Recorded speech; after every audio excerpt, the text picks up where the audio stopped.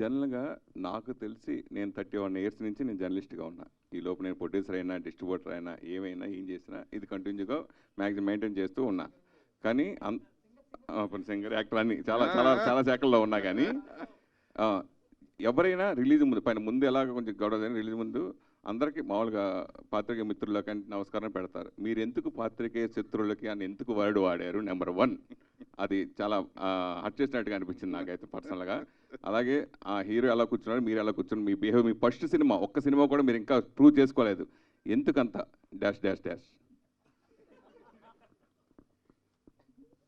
ఇప్పుడు 31 సంవత్సరాల నుంచి ఇండస్ట్రీలో ఉన్న ఒక వ్యక్తి రిపోర్టర్గా, గాయకుడిగా, నటుడిగా రకరకాల పాత్రలు పోషించిన ఒక వ్యక్తి ఒక ఫస్ట్ సినిమా తీసి ఒక యంగ్ డైరెక్టర్ వచ్చి స్టేజ్ మీద కూర్చొని అడిగిన క్వశ్చన్లకి కాన్ఫిడెంట్గా ఆన్సర్ చేస్తుంటే, అరే 31 సంవత్సరాలు అయిందిరా ఇండస్ట్రీలోకి వచ్చి బాగా మాట్లాడుతున్నారా అనకుండా, నువ్వేంట్రా ఏంటి హీరోలా కూర్చున్నావేంటి పక్కన అంటే, నేను కూర్చున్న దాని గురించి మాట్లాడదు. మీరు ఫోర్త్ ఇయర్లో ఉండి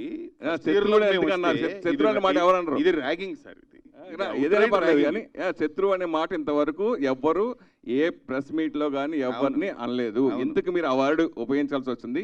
మీకు రియల్గా శత్రువులు ఎక్కువ ఏంటి అని అడుగుతున్నా. అంటే నాకు పర్సనల్గా సరసం ఎక్కువ.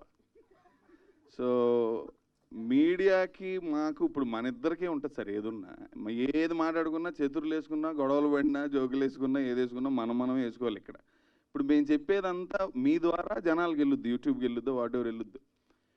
మీరు కరెక్ట్ క్వశ్చన్లు వేస్తే మేము రాంగ్ ఆన్సర్లు ఇచ్చినా, మీరు రాంగ్ క్వశ్చన్లు వేస్తే మేము కరెక్ట్ ఆన్సర్లు ఇచ్చినా, అది ఏదైనా కానీ దట్ సరసం exists only between you and us.